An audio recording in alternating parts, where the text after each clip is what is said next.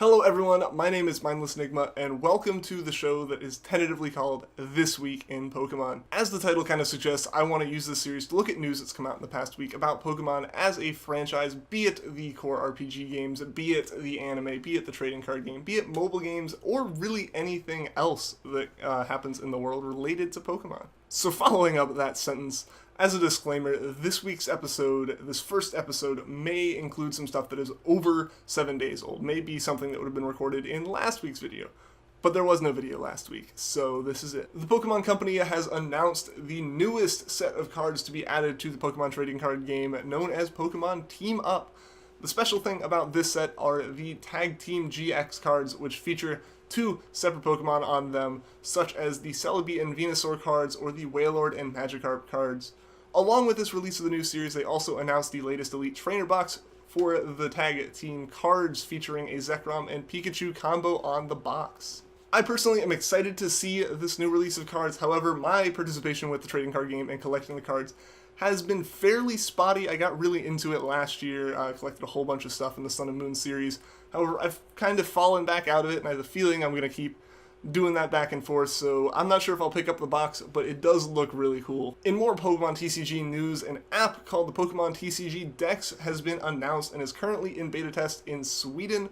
Hopefully we will see a global release soon. The app will be able to be used to catalog all of your Pokemon card collection.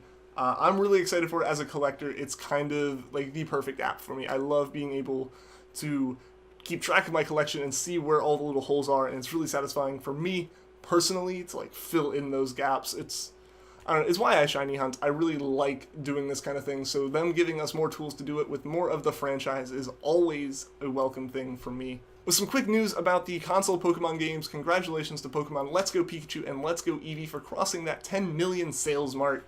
It is really, really exciting to see, especially with how skeptical everyone was with the announcement of these games and kind of the lead up to them releasing. Personally, I was one of those skeptics, but I fell in love with the games once I played them on release night, so I'm really, really glad to see them do successfully, and hopefully this means we may get some more Let's Go installments in the future. In some more Pokemon news that isn't necessarily related to the video games themselves, we will be seeing Pokemon dress shirts very, very soon. The clothing company Original Stitch has partnered with the Pokemon Company to release some dress shirt designs for some of the original 151 Pokemon. Pre-orders for these shirts and these designs went on sale in Japan on January 26th through January 28th, and we will be seeing a global release of these designs fairly soon. I am personally very excited. I will totally be rocking these when I'm able to get my hands on them. It does look like they will be a bit pricey, around $90 per shirt, so probably won't be able to get all of them, but it would be really, really cool to be able to represent Pokemon even when I'm like at an actual job. And in the last section from the Pokemon franchise that I'm going to address today, we have some major updates with Pokemon Go. Before I hop into some of the more recent things we've seen with Pokemon Go, let's talk about some stuff that happened a little bit over a week ago, but is worth noting.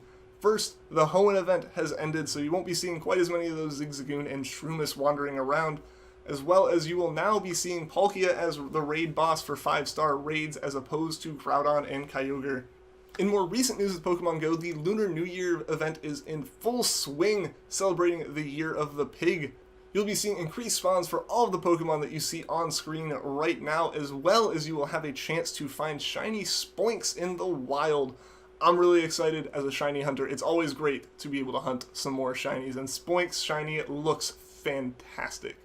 I don't know, I've been playing a bunch. I haven't been able to find a shiny yet, but I'm really, really hoping I can. In another update, Melton is back into the spotlight with Pokemon Go.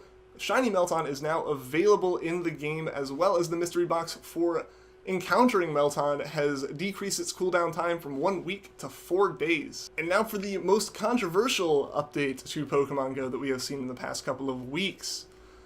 Niantic announced that they will be increasing the difficulty of some of the higher level raid bosses, including level 3 raids. For many people, this may not be a super big deal. The HP is getting buffed slightly, and that may just mean for slightly longer raids for you and your raid party. However, for some people, this could be devastating. Level 3 raids are just barely soloable for some people who have really, really high level and really strong teams. And this is a good thing for people who are in rural areas and are unable to necessarily find a big raid party to go and do some of the higher 4 and 5 level raids. However, With this new buff, soloing a level 3 raid is almost, if not actually now, impossible to do. And for many people, this may have just been like the end of higher level raiding, and it really stinks. It really does stink for people because, like, you don't necessarily have a very, very great community for Pokemon Go in your area, depending where you are.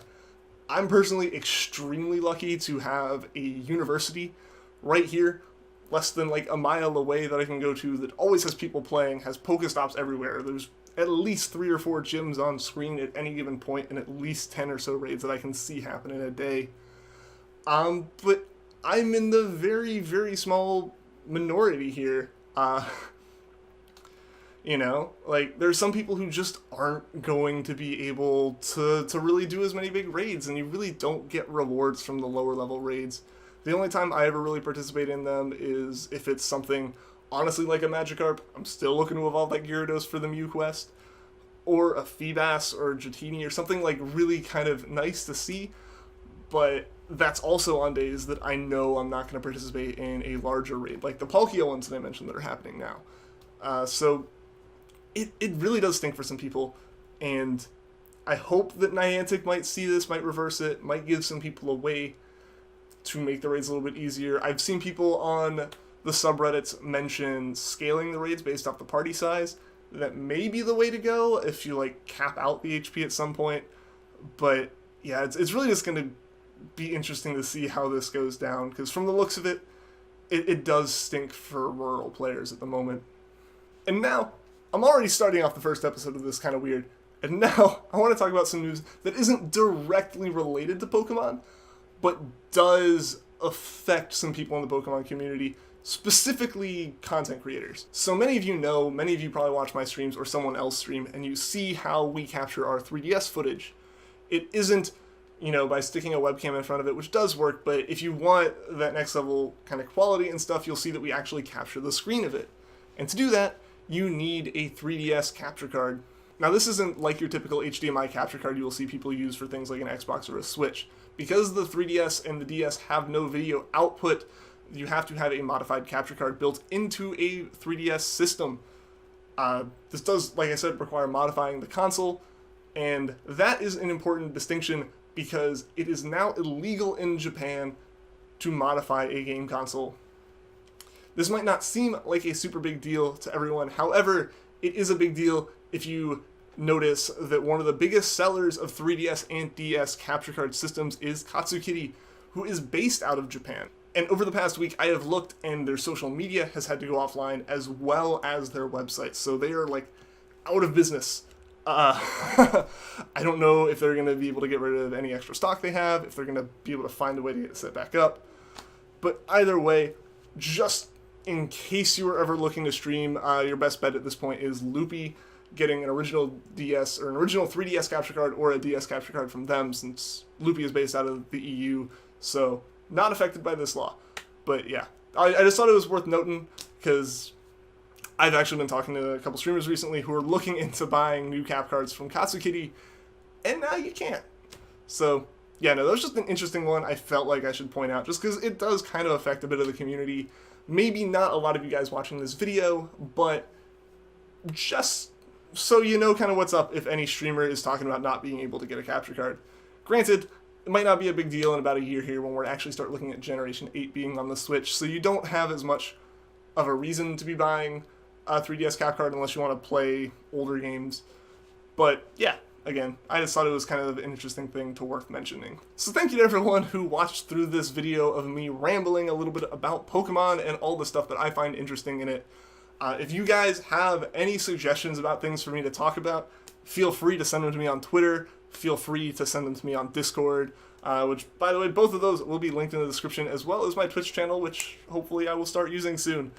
Yeah, so this has been, honestly, over a month in the making. I've started thinking about doing this kind of series back in December, but I didn't have the equipment then. I didn't have anything along the lines of getting a setup going. But big thank you to the members on the channel who support this channel monthly, as well as a big thank you to Saluvia and MT for their donations, which are super, super generous, that help me get these box lights that actually make this video not look like complete garbage. I was trying to record without any kind of, like, film lighting, and I couldn't get it right. I didn't want like no light in the room, so I tried turning the monitors on, and that just made it worse. Yeah, but again, thank you to everyone who watched through this video. Thank you to everyone that liked, anyone that subscribed, and I will catch you all in the next one.